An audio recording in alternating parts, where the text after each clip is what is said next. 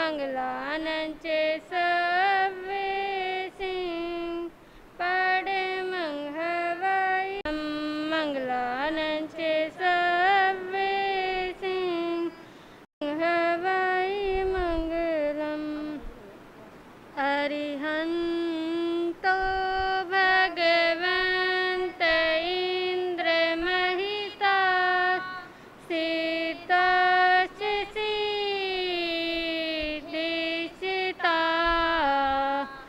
आचार्य जिन शासनोन्नति करा पूजा उपाध्यायिका श्री सिद्धांत सुपाठिका मुनिवरा रत्नेन्द्रया राधिका पंचैते परमेष्टिनो प्रतिदिनं कुर्वन्तु मंगलम कुर्वन्तु मंगलम। बोलिए शासनपति श्रवण भगवान महावीर स्वामी की। चारित्र चूड़ामणि संयम सुमेरु पूज्य गुरुदेव श्री माया राम जी महाराज की। प्रभु नाम का जो भी लेंगे सहारा मिलेगा उन्हीं को भंवर से किनारा। प्रभु नाम का जो भी लेंगे सहारा मिलेगा उन्हीं को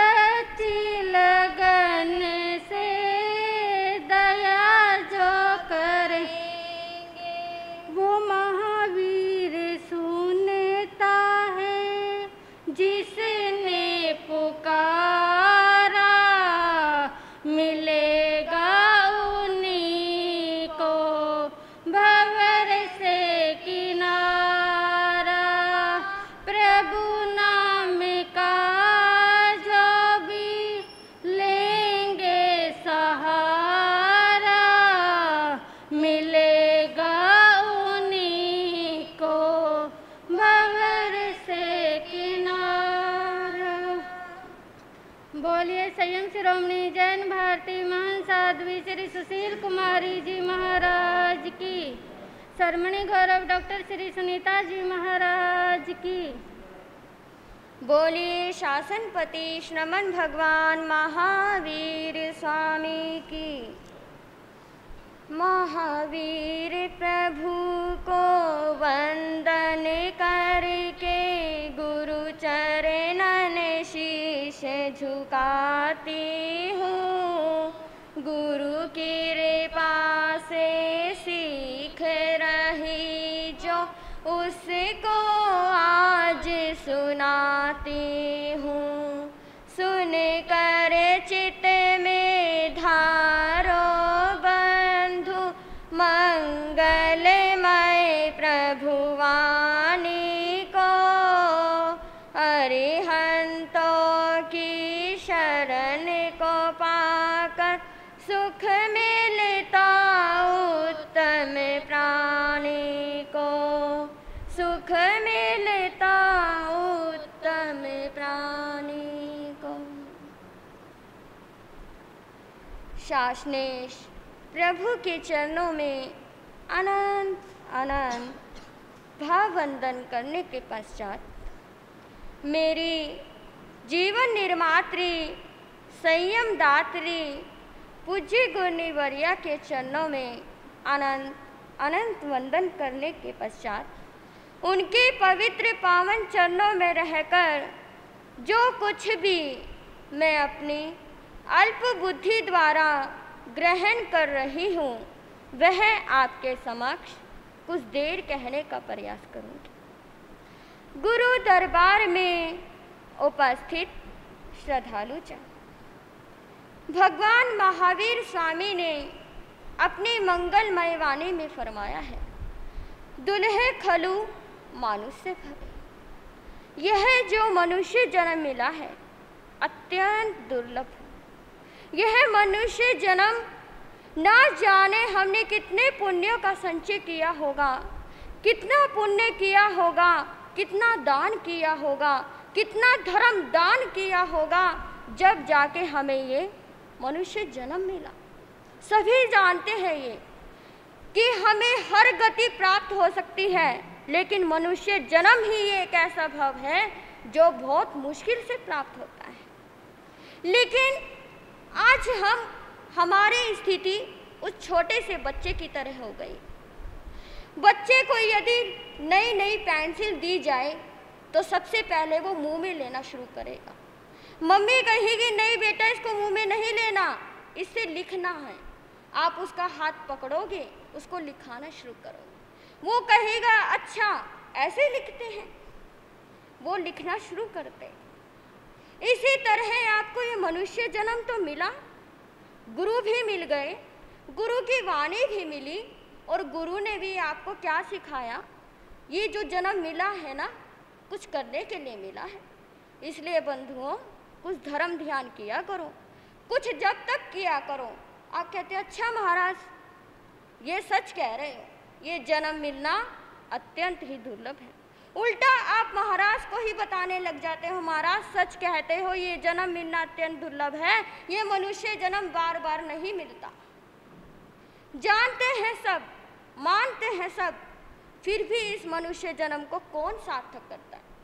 कोई सार्थक नहीं कर पाता, क्योंकि आज की दुनिया पैसों की दौड़ में भागी जा रही है, धर्म को पीछे छोड़कर धन के लिए आगे बढ़ रही है, और ऐसे ही बढ़ती चली गई, ऐसे ही बढ़ती चली गई।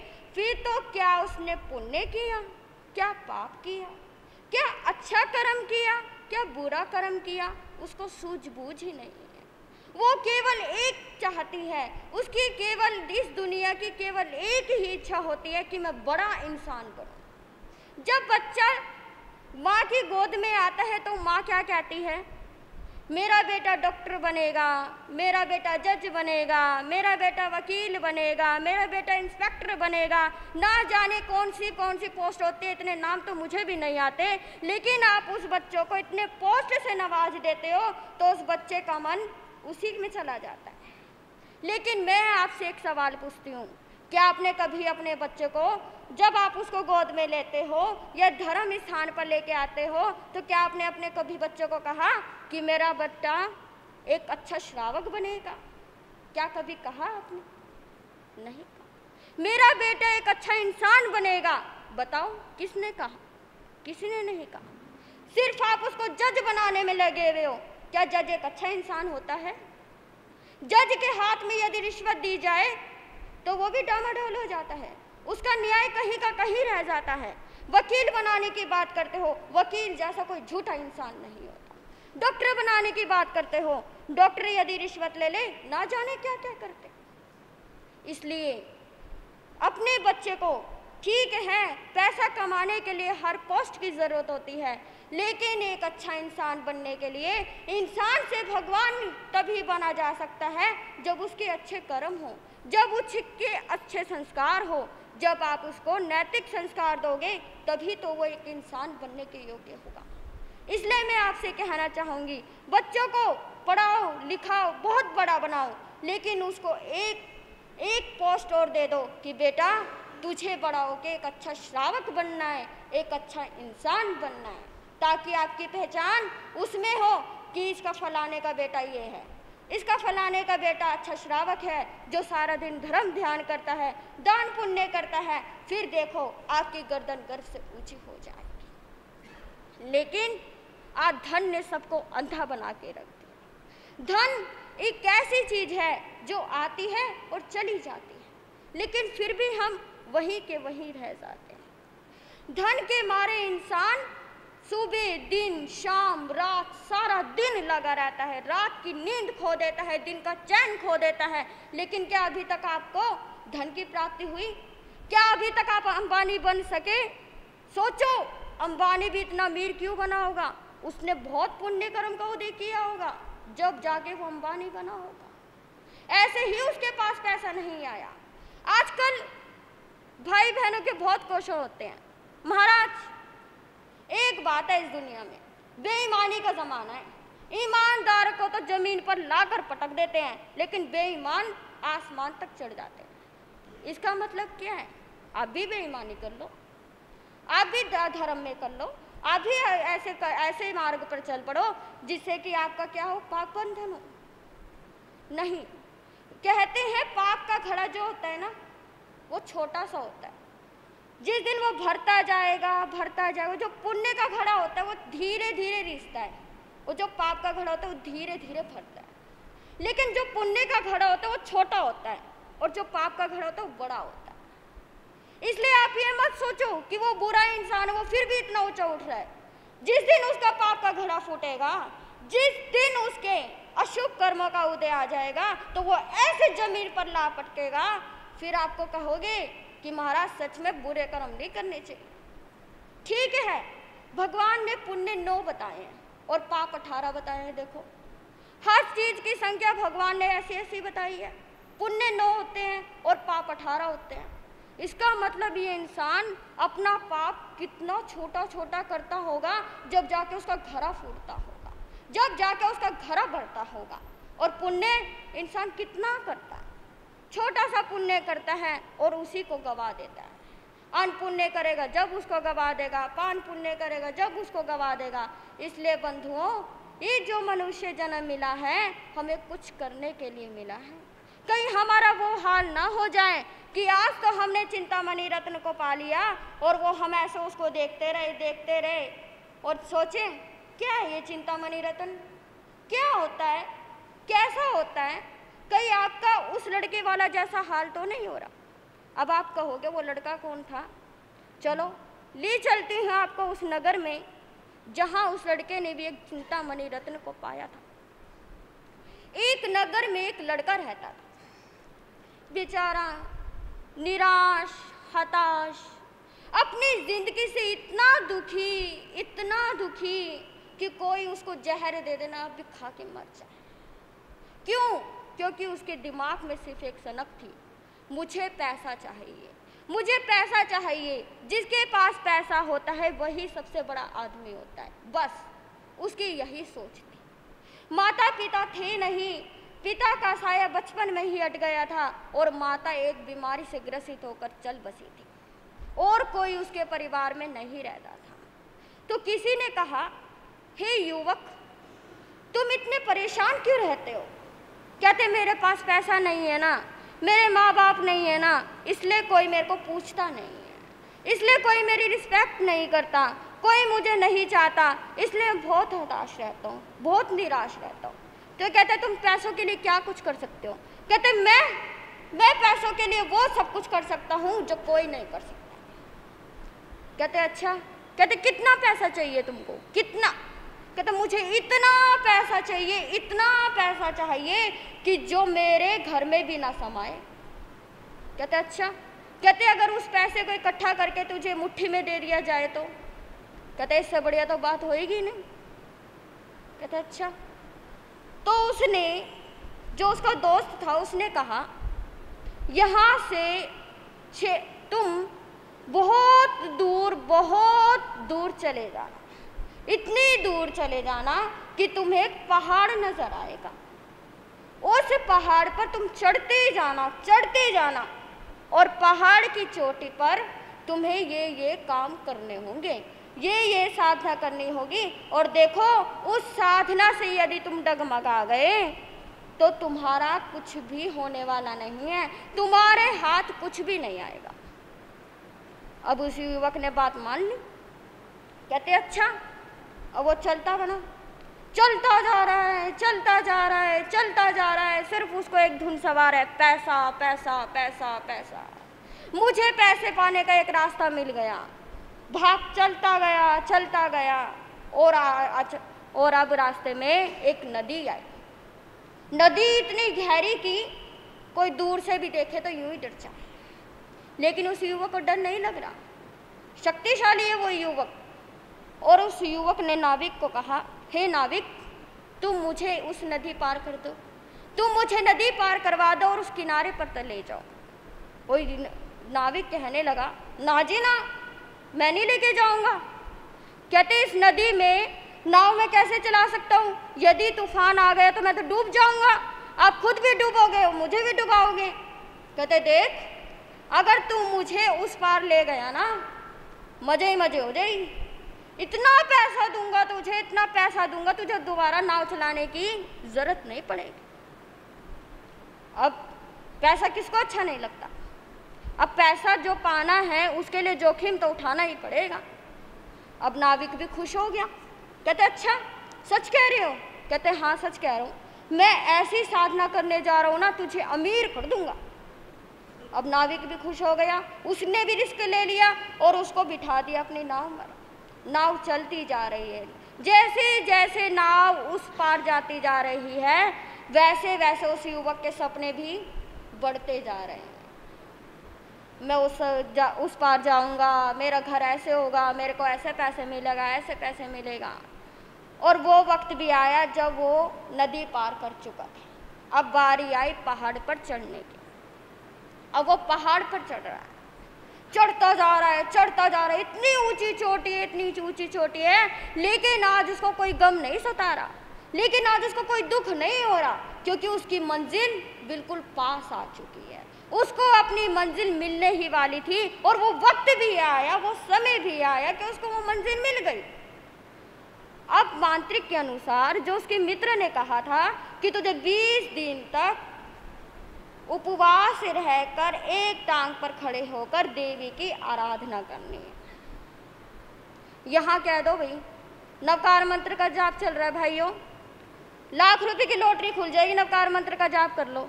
ना महाराज जी, फैक्ट्री नहीं छोड़ी जाती, ना महाराज जी, काम नहीं छोड़ा जाता। क्यों?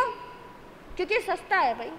अभी मैं कह दूं, उस फलानी जगह पर वो बाबा बैठा हुआ और एक क्या दे रहा है, डोरा दे रहा है, आज ये स्थानक खाली मिलेगी, फिर मुझे इस कुर्सी पर कोई बंदा बैठा हुआ नहीं मिलेगा, क्योंकि आज सस्ते का ज़माना है, आज प्रैक्टिकल का ज़माना है। और उस युवक ने भी 20 दिन तक एक टांग पर खड़ा होकर तपस्या कर रहा है, साधना कर रहा है, उस माँ को बुला रहा है जो माँ पैसे देने वाली है, उसको रत्न देने वाली है, और धीरे धीरे करके उसके 1 दिन, 2 दिन, 20 दिन, 10 दिन गुजर गए और 20वें दिन रात के 12 बजे माँ ने उसको दर्शन दिए। वत्स, आंखें खोलो, बोलो क्या चाहते हो? माँ, मुझे पैसा चाहिए, माँ मुझे धन चाहिए, माँ मुझे दौलत चाहिए, मुझे सांसारिक सुख चाहिए। माँ ने कहा तथास्तु बस, तथास्तु, जो तुमने कहा वैसा ही होगा। और ऐसा करके माँ अंतर ध्यान हो गई और उसके हाथ में एक चिंतामणि रत्न थमा गई। वो रत्न इतना सुंदर कि उस युवक की आंखें चमचमा गई, मानो उसने आज सारी दुनिया को पा लिया हो, सभी सुखों को पा लिया हो और उसको वो रत्न प्राप्त हो गया। रत्न प्राप्त होकर वो युवक, आज उसके पैर धरती पर नहीं टिक रहे थे, आज उसकी खुशियों का ठिकाना नहीं था, क्योंकि उसने बड़ी तपस्या के बाद उस रत्न को पाया था। धीरे धीरे धीरे करके वो पहाड़ी से नीचे आया और नाविक को कहने लगा, हे नाविक, चलो नाव चलाओ, अब मैं तुम्हें उस पार जाकर तुम्हें अपने कथन के अनुसार पैसे दूंगा। नाविक भी खुश हो गया कि चलो भाई, इसकी इच्छा पूरी हो गई, अब मैं भी मालो माल हो जाऊंगा, मैं भी अमीर हो जाऊंगा। लेकिन कहते हैं ना, भाग्य का जो लिखा हुआ होता है ना, उसको कोई नहीं रख सकता, उसको कोई नहीं मिटा सकता। जो भाग्य में लिखा होगा होगा तो वही, चाहे आप कितने हाथ पैर मार लेना, चाहे आप कितना कुछ कर लेना, लेकिन कर्म की रेखाओं को कोई नहीं तोड़ सकता। कर्म की जो रेखाएं बंध चुकी है उसको कोई नहीं मिटा सकता। और यही हाल युवक का हो रहा है। युवक नाव में बैठा है, सपने संजो रहा है, मुझे रत्न मिल गया, अब मेरा घर बार होगा, बंगला होगा, गाड़ी होगी, मोटर होगा, एसी होगा, कार होगा, ये होगा, वो होगा। बहुत सपने देख रहा है, इतने सपने जो आपने भी आज तक नहीं देखे होंगे। उस युवक ने सपने संजो रखे। धीरे धीरे धीरे शाम होती जा रही है। जैसे जैसे शाम होती जा रही है, वैसे वैसे जो पक्षी थे अपने घोंसले की ओर जा रहे हैं। शांत वातावरण, इतना शांत कि मन करता है वहीं पर बैठे रहो। और युवक तो किसी और दुनिया में था। अब चंद्रमा की चांदनी छटकने लगी। चंद्रमा की जो चांदनी थी वो शीतलता प्रदान करने लगी और ऐसी चांदनी आई कि उस युवक के मन में हुआ, एक बार मुझे वो रत्न निकाल कर तो देखना चाहिए कि मेरा रत्न ज़्यादा चमकते है, चांदनी ज़्यादा चमकती है, ये चांद ज़्यादा रोशनी देता है कि मेरा रत्न ज़्यादा रोशनी देता है। और उस युवक ने अपना रत्न अपनी जेब में से निकाला और ऐसे ही करके वो कहते ऐसे मज़ा नहीं आ रहा, और उसने उस रत्न को पानी में ऐसे ऐसे लहराना शुरू कर दिया। आहा, क्या मज़ा आ रहा है, देखो ये रत्न कैसे कर रहा है, कितनी चांदनी दे रहा है ये रत्न, कितना चमचमा रहा है। और जैसे वो करने लगा, एकदम से नदी में तूफान आ गया। इतना वेग से तूफान आया, जो नाव थी वो डगमगाने लगी कि नाविक का नाव को संभालना मुश्किल हो गया। और युवक कहता है, नाविक संभल के, जो मुझे रत्न मिला कि ये डूब ना जाए। और वो जो तूफान था वो कह रहा था, मैं तो आज ही आऊँगा, और जो तूने जो रत्न लिया है वो मैं ही लेके जाऊँगा।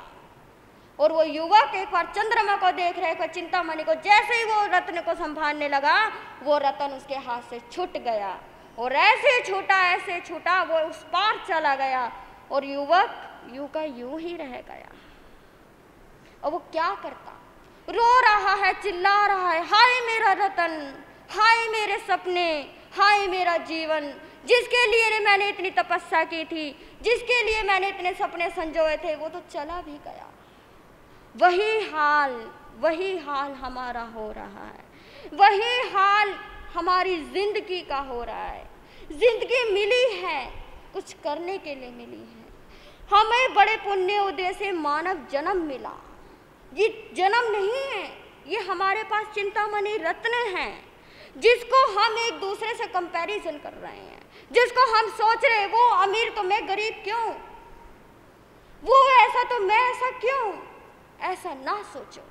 क्योंकि ये जो चिंतामणि रत्न मिला है आपको, जन्म रूपी चिंतामणि रत्न मिला है, मानव जीवन मिला है, ये कुछ करने के लिए मिला है, आपको धर्म ध्यान करने के लिए मिला है, कुछ पुण्य करने के लिए मिला है, इस जीवन को सार्थक करने के लिए मिला है। क्योंकि बंधुओं, यह जन्म बार बार नहीं मिलता। आपको देव गति भी मिल जाएगी, आपको त्रियंज गति भी मिल जाएगी, और नरक गति तो स्वाभाविक है, वो तो मिल ही जाएगी। देवता भी इस जन्म को, जिस जन्म को पाने के लिए तरसते हो, वो जन्म हमें इतनी मुश्किल से मिल गया, वो जन्म हमें इतनी आसानी से मिल गया।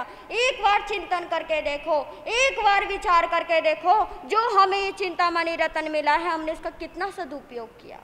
कहीं हम इसका दुरुपयोग तो नहीं कर रहे, कहीं हम इस जन्म को व्यर्थ तो नहीं करवा रहे, कहीं हम इस जन्म को पैसों के चक्कर में इधर उधर तो नहीं कर रहे। एक बार चिंतन करो और भगवान की वाणी पर भरोसा रखो। यदि आपने भगवान की वाणी पर श्रद्धा कर ली, विश्वास कर लिया, और भगवान कह रहे हैं कि जन्म बहुत दुर्लभ है, तो दुर्लभ है। मानव, माँ मतलब नहीं, नव मतलब नो, 9 बार के बाद जिसका जन्म नहीं होना उसको कहते हैं मानव। यह मनुष्य जन्म अत्यंत दुर्लभ है, इसको संजो के रखो, धर्म ध्यान में रखो, और इसका जितना सदुपयोग करोगे, जितना गुरुओं की वाणी को सुनोगे, भगवान की वाणी पर श्रद्धा करोगे, और आपको ये चिंतामणि रत्न संजो कर रखना है। आप उस युवक की तरह पछताना मत। यदि पछता गए तो मानो ये जन्म ही हमारे हाथ से निकल गया। आपको भी भगवान जैसा बनना है, हमको भी प्रयास करना है कि हम भी इंसान से भगवान बने, क्योंकि ये तो तुच्छ चीज़ें हैं जो आएगी और चली जाएगी। बस मनुष्य जन्म ऐसा है जिसको सार्थक करके हम भी भगवान जैसा बन सकते हैं, हम भी राम जैसे बन सकते हैं, हम भी सती सीता जैसे बन सकते हैं। केवल चिंतन करने का समय चाहिए, सोच विचार करने का समय चाहिए, और जिसने ये चिंतन कर लिया, जिसने भगवान की वाणी पर श्रद्धा कर ली, वो इस लोक और परलोक में भी आनंद का पात्र बनता चला जाएगा। इतना ही कहकर मैं अपने विषय को विराम दूंगी। बोलिए भगवान महावीर स्वामी की, संयम श्रोमणी जैन भारती श्री सुशील कुमारी जी महाराज की, शासनपति श्रवण भगवान महावीर स्वामी की। जीवन पथ को किया प्रकाशित, दिया लक्ष्य का निर्मल ज्ञान, धर्म कला का मार्ग बताया, श्रेय की दी पहचान, मिट्टी को घट पाषाणों को मूर्ति बनाने वाले गुरुवर, तृष्णा धूप पड़े ना हम पर, बन गए तुम उन्नत तरुवर, विशाल भव सागर तरने को, धर्म नाव की दी पतवार, धन्य धन्य गुरनी वरिया को, नहीं कृपा का पारावार, नहीं कृपा का पारावार। अनंत उपकारी शासनपति श्रवण भगवान महावीर स्वामी को अनंत अनंत बार वंदन नमन करने के पश्चात, मेरे जीवन के निर्मात्री श्री गुरनी जी महाराज के पवित्र पावन चरण कमलों में रहकर जो कुछ मैं अपनी अल्प बुद्धि द्वारा ग्रहण कर रही हूँ, वह आपके समक्ष कहने का प्रयास करूँगी। उपस्थित धर्म प्रेमी श्रोतागण, भगवान महावीर स्वामी ने अपनी मंगलमय वाणी में फरमाया है, श्रद्धा परम दुर्लभ, श्रद्धा परम दुर्लभ है। श्रद्धा इतनी दुर्लभ है, हमको सब कुछ प्राप्त हो सकता है, लेकिन श्रद्धा का मिलना बहुत ही मुश्किल है। वैसे तो संसार का प्रत्येक कार्य हम बड़ी श्रद्धा, विश्वास और आस्था के साथ करते हैं। जैसे किसान खेत में बीज बोता है, वह बड़ी श्रद्धा के साथ बोता है कि मुझे इन दानों की बजाय बहुत दाने प्राप्त होंगे, बहुत सारा हमें फल प्राप्त होगा। जैसे व्यापारी लोग धन पैसों का लेन देन बड़े ही श्रद्धा और विश्वास के साथ करते हैं कि अगर मैं ये पैसे उसको दूंगा तो मुझे ब्याज में और ज़्यादा प्राप्त होंगे। लेकिन जो श्रद्धा है उस पर विश्वास करना बहुत ज़रूरी है। एक तरफ धर्म है और दूसरी तरफ श्रद्धा है। आप सबसे पहले धर्म का काम करोगे या घर का काम करोगे? अगर मैं आपसे पूछूं, आप स्थानक में पहले आओगे या घर का कार्य पहले करोगे? कौन सा काम पहले करोगे? वैसे तो आप सबसे पहले घर का ही कार्य करोगे। घर का कार्य आपको बहुत ज़रूरी है। वैसे तो वो बाद में भी हो सकता है, लेकिन अगर पूछा जाए तो एक ही जवाब मिलता है कि महाराज घर का काम रह जाएगा, नहीं तो क्या 1 घंटे के बाद भी तो सारे काम हो सकते हैं। लेकिन महाराज अगर टाइम मिल गया तो सामायिक कर लेंगे, टाइम मिल गया तो माला कर लेंगे, टाइम मिल गया तो जाप में आ जाएंगे और टाइम मिल गया तो स्थानक में आ जाएंगे, प्रवचन सुन लेंगे। क्या आपकी इतनी श्रद्धा है, भगवान के प्रति इतनी श्रद्धा है कि हमें 1 घंटा प्रवचन का मिलता है? क्या उसमें भी हम इतना सोचते हैं कि पहले घर के काम निपटा लें, अगर टाइम मिल गया तो चले जाएंगे, नहीं तो उसकी भी छुट्टी हो जाएगी। इतना भी नहीं सोचेंगे कि चलो आज हम स्थानक में नहीं गए, कम से कम दर्शन करने तो चले जाएं। वो विचार भी नहीं आएगा हमारे मन में। अगर आज प्रवचन की छुट्टी हो गई तो पूरे दिन की ही छुट्टी हो जाएगी। अगले दिन के लिए सोचेंगे और कहेंगे महाराज जी अब तो हमारी रूटीन टूट गई है, अब हम लगातार आ नहीं सकते। क्या हमारी श्रद्धा है ये? हमारे अंदर श्रद्धा नहीं है। श्रद्धा थी एक गुजरी में। एक नगर के बाहर एक महात्मा जी रहते थे। बड़े ही सरल स्वभाव के थे, बड़े ही ध्यान योगी थे। सारे दिन ध्यान में ही अपना समय व्यतीत करते थे। उसी नगर के बाहर जहाँ से वह महात्मा जी रहते थे, उसी कुटिया के पास एक नदी थी, बहुत बड़ी नदी थी। जो भी दर्शन करने के लिए आता था पहले उसको उस नदी को पार करना होता था। वह उसी नगर में एक गुजरी रहती थी। वह सोचती थी अगर मैं दूध बेचने जाऊं तो सबसे पहले महात्मा जी के दर्शन करके ही मैं दूसरे नगर में जाऊंगी। वह नाव में बैठती और चली आती महात्मा के पास। सबसे पहले महात्मा जी को दूध देती और फिर नगर में जाती थी। ऐसे करते करते एक दिन ऐसा हुआ कि गुजरी आने में देर हो गई।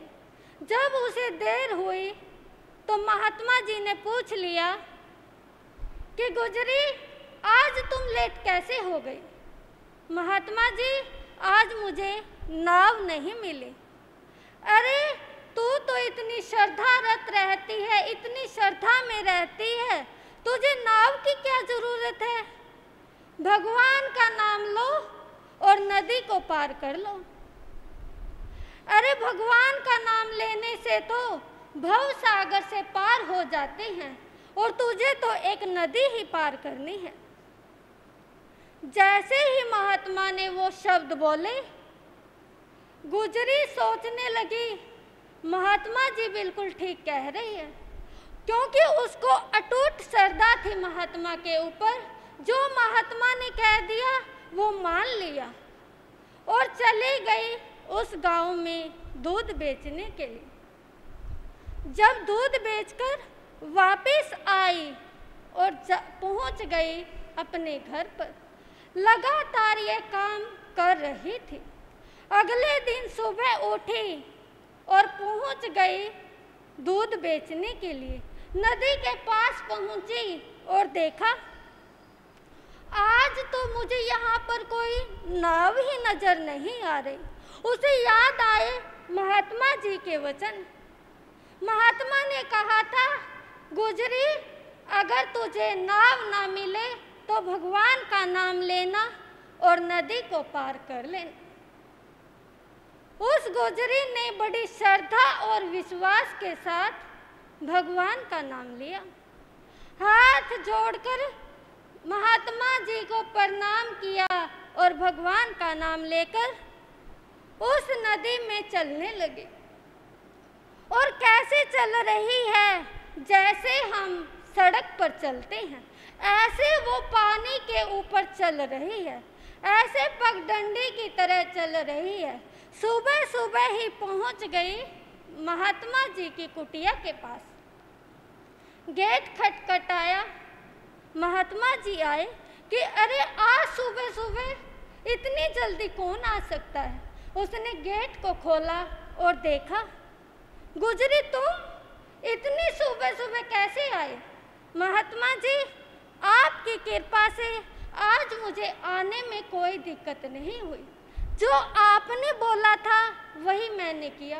अरे तुमने ऐसा क्या किया? महात्मा जी, अब तो मुझे नाव की भी कोई ज़रूरत नहीं है। मैं बड़ी श्रद्धा से जैसे आपने बोला था वैसे मैंने किया। मैंने भगवान का नाम लिया और चल पड़ी मैं। कैसे आई तू? महात्मा जी, मैं ऐसे चल रही थी पानी पे जैसे मैं पैदल या सड़क पर चलते हैं। अच्छा, एक बार तो महात्मा जी को भी विश्वास नहीं हुआ। महात्मा जी भी सोचने लगे, अरे क्या ऐसे भी होता है? महात्मा जी को हैरानी हुई, अरे ये कैसे आई? महात्मा ने कहा, गुजरी, जब तू वापस गांव में से दूध बेचकर आए तो मेरे पास जरूर होकर जाना। गुजरी तो चली गई और महात्मा जी चिंतन करने लगे, अरे गुजरी क्या सच में ही ऐसे आई है जैसे वो बता रही थी, या मुझे झूठ बोल रही थी? महात्मा जी तो उसी चिंतन में लीन हो गए। आज तो महात्मा जी ने जाप ही नहीं किया कि आज देखता हूँ गुजरी को वो कैसे आई थी। थोड़ी सी देर के बाद गुजरी दूध देकर महात्मा जी के पास आई और बैठ गई। महात्मा जी से बातें करने लगी। बातें करते करते दिन छिपने वाला हो गया। महात्मा जी कहने लगे, गुजरी, अब तो तुम्हारा जाने का समय हो गया है। मुझे भी अपना धर्म ध्यान करना है, माला जाप करनी है। ठीक है महात्मा जी, मैं चलती हूँ। लेकिन महात्मा जी तो देखना चाहते थे कि कैसे जाएगी और खड़े हो गए बाहर जाकर। गुजरी ने अपनी श्रद्धा और भक्ति से भगवान का नाम लिया और चलने लग गए पानी पर। जब पानी पर चल रही थी, महात्मा जी भी देखकर हैरान हो गए। वास्तव में गुजरी के अंदर कितनी श्रद्धा है, कितनी भक्ति है, कितना विश्वास है, कितनी अच्छी तरह चल रही है। महात्मा जी सोचने लगे, क्यों ना मैं भी आज इस नदी को पार कर लूं। अरे जब ये गुजरी कर सकती है तो मैं क्यों नहीं कर सकता। वो भी चलने लगे महात्मा जी उसी पानी के ऊपर। लेकिन महात्मा जी जब जा रहे थे, उनके गोडों तक पानी आया। आगे गहराई में गए तो नाक तक पानी आ गया। जब और ऊपर जाने लगे तो सर के ऊपर से जाने वाला था, तभी जोर जोर से चिल्लाने लगी, अरे मुझे बचाओ, मुझे बचाओ। जैसे ही गुजरी ने आवाज सुनाई दी, पीछे मुड़कर देखा और आवाज से ही पहचान गई, यह तो महात्मा जी की आवाज है। उन्हीं ने आवाज लगाई है। देखा पीछे मुड़कर, अरे महात्मा जी तो डूब रहे हैं। जल्दी से भागती हुई आई, जैसे सड़क पर चलते हैं। जल्दी से उसको बाहर निकाला महात्मा जी को और पूछा, महात्मा जी आपने भगवान का नाम नहीं लिया क्या? आप सड़क की तरह उस पे नदी पर चल सकते थे। महात्मा जी की तो गर्दन ही झुक गई। वो भी सोचने लगा, अरे मेरे अंदर भी इतनी श्रद्धा नहीं है जितनी इस गुजरी के अंदर है। कैसे चल रही थी और प्रभु का नाम लेकर वह जा रही थी। अनुसरण करते हुए वह जाने लगी। जब उसने महात्मा जी को बोला, महात्मा जी घबरा गए। कहने लगे, गुजरी मुझे नाम तो लेना था, लेकिन मैं भूल गया नाम लेना। अरे महात्मा जी आप कैसे कर सकते हो ऐसा काम? आप तो औरों को तिराने वाले हो और आप आज खुद ही डूब गए। गुजरी कहने लगी, महात्मा जी आप भी भगवान का नाम श्रद्धा और भक्ति से लिया करो, आपका भी कल्याण हो जाएगा। महात्मा जी की तो गर्दन लटक गई। वह सोचने लगी, अरे सही कहती है, अगर जिसके अंदर श्रद्धा होगी वह कुछ भी कर सकता है। अगर आप एक माला भी श्रद्धा और भक्ति से करोगे तो आपका भी बेड़ा पार हो सकता है। लेकिन हमारे अंदर तो उतनी श्रद्धा ही नहीं है कि हम श्रद्धा से एक माला भी कर लें, एक मोती भी फेर लें। हमको तो क्या दिखाई देती है, घड़ी की तरफ देखते हैं कि क्या टाइम हो गया, हमारी बारी का टाइम पूरा हो गया है, हमारा टाइम हो गया है। लेकिन अगर आप श्रद्धा और भक्ति से जाप करें तो आप भी सब कुछ प्राप्त कर सकते हो। आचार्य मानतुंग ने आदिनाथ भगवान का सुमरन किया था, 48 तालों को तोड़ दिया था। क्या हमारे अंदर इतनी श्रद्धा है कि हम एक भी ताला तोड़ सके? हमारे अंदर इतनी श्रद्धा नहीं है। प्रभु का माला जपने से हमें अनंत शक्तियों की प्राप्ति हो सकती है। अनंत श्रद्धा प्राप्त करनी होगी हमको। एक छोटा सा बच्चा, गरीब बच्चा रेड लाइन पर फूल बेच रहा था। जब फूल बेच रहा था, उसके सर्दियों के दिन पैरों में भी जूते फटे हुए थे। प्रत्येक गाड़ी के पास जाता है और पूछता है, अंकल जी फूल ले लो, आंटी जी फूल ले लो। सभी गाड़ियों के पास जाकर पूछ रहा है, लेकिन उसका आज एक भी फूल नहीं बिका। बड़ा छोटा सा मुंह बनाकर घर पर आया और रोने लगा कि हे भगवान, क्या इतना गरीब व्यक्ति मुझे ही बनाना था क्या भगवान ने? गरीबी ऐसे नहीं आती, हमारे कर्मों के अनुसार हमें सुख और दुख प्राप्त होता है। जब वह छोटा सा बच्चा ऐसे कर रहा था, बड़ी और श्रद्धा भक्ति से उसने भगवान का नाम लिया। आंख बंद कर कर भगवान का नाम ले रहा था। अगले दिन फिर चला गया उसी रेड लाइन पर फूल बेचने के लिए। जब फूल बेच रहा था तो सोच रहा था, आज तो कम से कम मेरे फूल बिक ही जाएंगे। सभी गाड़ियों के पास खड़ा होकर बोल रहा था, अंकल जी फूल ले लो, दीदी जी फूल ले लो, आंटी जी फूल ले लो। लेकिन कोई भी उसका फूल नहीं ले रहा था। एक गाड़ी के पास खड़ा हुआ था, उसके पीछे एक गाड़ी और खड़ी हुई थी। जब उस व्यक्ति ने उसको देखा, छोटे से बच्चे को, इतनी ठंड का मौसम, कपड़े भी फटे हुए थे और पैरों के जूते भी बुरी तरह फटे हुए थे। देखकर उस व्यक्ति के मन में दया आ गई और गाड़ी को साइड में लगाया और दौड़ने लगा दुकान की तरफ। जूते खरीदे और खरीद कर ले आया। जब वह गाड़ी चली गई और उस बच्चे के पास आया और कहने लगा, बेटा लो ये जूते। उस लड़के ने उस व्यक्ति को ऊपर से नीचे की तक देखा। जब देख रहा था और कहने लगा, अंकल जी क्या आप भगवान हो? वो बच्चा कहने लगा, उस बच्चे ने जब ये शब्द बोले तो वो अंकल जी कहने लगे, नहीं मैं भगवान नहीं हूँ। अरे क्या आप भगवान के दोस्त हो? नहीं मैं भगवान का दोस्त भी नहीं हूँ। बेटा फिर तुम ऐसे क्यों पूछ रहे हो?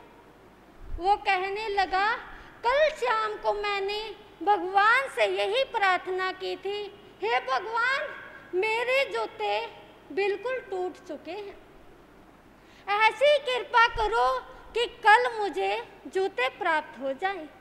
और आज ही मुझे वो जूते प्राप्त हो गए हैं, इसलिए मैं पूछ रहा हूँ, क्या आप भगवान हो या भगवान के दोस्त हो? इतनी श्रद्धा और भक्ति के साथ भगवान का सुमरन करा। हमारे अंदर भी ऐसी श्रद्धा होना बहुत जरूरी है। श्रद्धा होगी तो हम सब कुछ प्राप्त कर सकते हैं। ऐश्वर्य, धन प्राप्त, बंगले, कोठी, ये तो हमें आसानी से प्राप्त हो सकते हैं, लेकिन भगवान के प्रति श्रद्धा होना यह बहुत जरूरी है। अगर भगवान के प्रति हमें श्रद्धा हो गई, हमें सम्यक्तों का प्राप्त हो गई, तो हमें मोक्ष से कोई भी रोक नहीं सकता। सम्यक्तों की प्राप्ति करना बहुत जरूरी है। सामायिक माला जाप इतनी श्रद्धा से करो कि हमें भी अगले जन्मों में देवता बनने का सौभाग्य मिले। ये तो नहीं कहूँगी कि नरक में जाओ, नरक में जाने वाली जीव आत्मा भटक जाती। वैसे तो नरक में भी सम्यक तो जीव रहते हैं। कौन से रहते हैं? जिन्हें आगे वाले अवसर्पणी या उत्सर्पणी काल में मोक्ष में जाना होता है, जो तीर्थंकर बनने वाली आत्माएं होती हैं, जैसे श्री कृष्ण की आत्मा जो अब नरक में है, श्रेणिक महाराज की आत्मा जो अब नरक में है, आने वाली 24वीं में तीर्थंकर बनेंगे। हमारे अंदर भी इतनी श्रद्धा हो, ऐसा काम करें कि हम भी मोक्ष के अधिकारी बन सके। एक छोटा सा बच्चा खेल रहा था। खेलते खेलते अपने दोस्तों के साथ जब खेल रहा था, उसने देखा सारे गांव के लोग आ रहे हैं। उसने पूछ लिया, आप सभी कहाँ जा रहे हो?